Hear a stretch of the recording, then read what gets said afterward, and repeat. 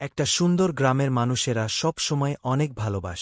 গ্রামের মানুষদের সবাই একে অপরকে সমর্থন করে, একে অপরকের সাথে মিষ্টি প্রেমের গল্প গড়তে পারে। এই গ্রামে তবে দুটি পরিবারের মধ্যে একটি চিরকালের ধ্বংসাত্মক বিরোধ ছিল। মৌসুমী একটি সাধারণ মেয়ে ছিলেন, যার স্বপ্ন ছিল গ্রামের প্রধানের পুত্রের সাথে বিবাহ করা। আর তার প্রধানের পুত্র রমন একজন সুন্দর এবং বুদ্ধিমান ছেলে ছিল। তার আদর্শময় চরিত্র সবার মনে প্রিয় ছিল।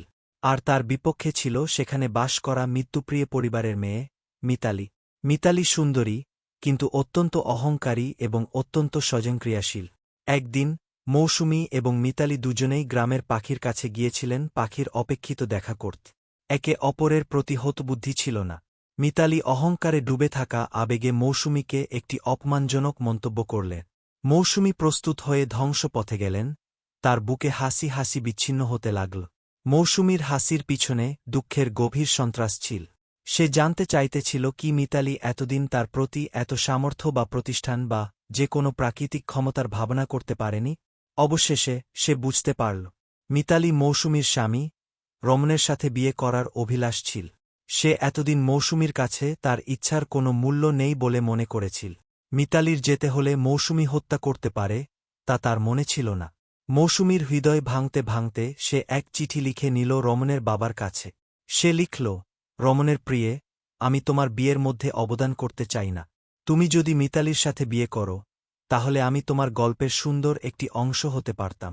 ধন্যবাদ মৌসুমী। রমনের বাবা চিঠি পেয়ে অতি স্তব্ধ হয়ে গেলে। এটি একটি জটিল সময়ের সূচনা করত। তিনি নিজেকে বিচার করলেন কি করতে হবে। অবশেষে তিনি মৌসুমীর চিঠির উত্তর লিখলেন, মৌসুমী, তুমি আমার জীবনের অনুভূতি ছিলে। তোমার সাথে আমার একটি বিশেষ সম্পর্ক ছিল। আমি তোমার অত্যন্ত ব্যক্তিগতভাবে সন্তুষ্ট ছিলাম।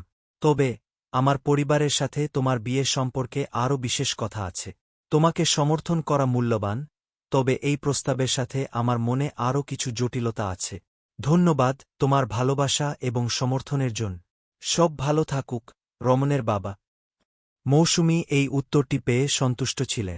তার দিন সুন্দর হয়ে গেল। কিছুদিন পর রমনের বাবা পরিবারের সভাপতি একটি সময়সীমা নির্ধারণ করেন যে মৌসুমীর বিয়ে রমনের সাথে ঘটবে। তার কারণে গ্রামের সমস্ত লোক খুশি হয়ে উঠল। একদিন একটি নিবিড়ভাব ঘটনা ঘটে। রমন সমুদ্র এক চিকিৎসকের কাছে যেতে হয়েছিল। ডাক্তারটি তার সামগ্রিক অবস্থা নিরীক্ষণ করে বের করলেন যে রমনের হৃদয়ে গভীর সমস্যা আছে।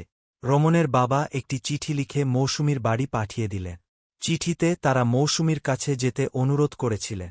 মৌসুমী চিঠিটি পেয়ে চিন্তিত হয়ে গেলে। তার মনে হয়েছিল রমনের বাবা সত্যিই তার সাথে কথা বলতে চায়। সে তার সোনার বিয়ের কথায় অবিচ্ছিন্ন মনোভাবে একটি দিনের জন্য রমনের বাড়ি যেতে সম্মত হয়ে গেলে। রমনের বাড়ি পৌঁছালে মৌসুমীর চোখে প্রেমের আনন্দ ছিল। সে মাত্র মৌসুমী ছিল যে তার মধ্যে মিতালির প্রতি আত্মসমর্পণ আর অত্যন্ত আদর থাকল। রমনের বাবা তারা দুজনকে একে অপরের সাথে বসে আবার বললেন, আমি দুঃখিত, আমি তোমাদের জন্য একটি চোখের মন্ত্রিত সন্ধান করতে পারিনি।